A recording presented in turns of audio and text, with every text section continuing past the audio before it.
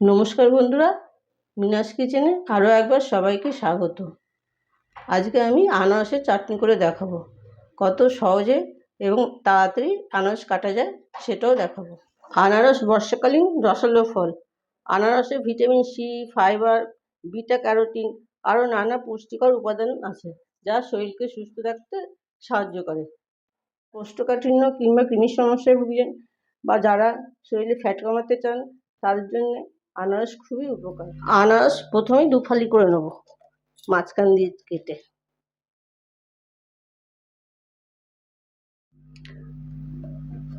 আনারসের মাঝখানের বোটাটা এইভাবে কেটে বার করে নেব।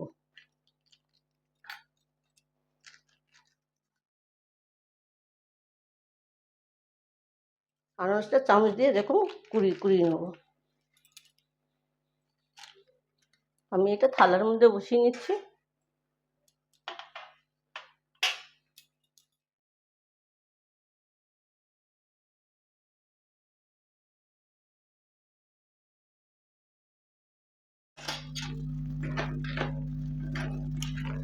দেখুন কত তাড়াতাড়ি এবং সহজেই আনারসটা ছাড়ানো হয়ে গেল।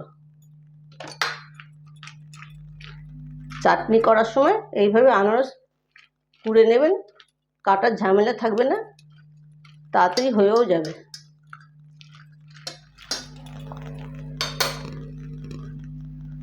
দেখুন দুটো পাটি আমার এইভাবে ছাড়ানো হয়ে গেছে।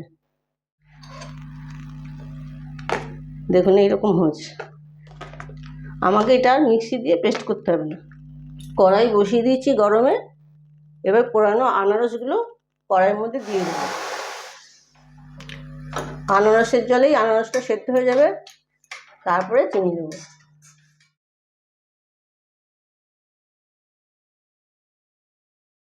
পাঁচ সাত মিনিট আমি ঢাকা দিয়ে এইভাবে আনারসটা সেদ্ধ করে নেব।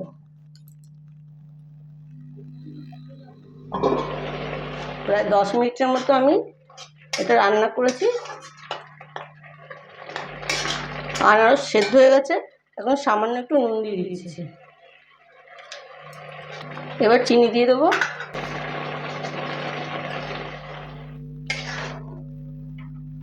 আনারস যদি টক হয় তাহলে চিনিটা একটু বেশি লাগবে। একটু কাজু দিয়ে দিচ্ছি, অল্প কিশমিশ দিয়ে দিচ্ছি।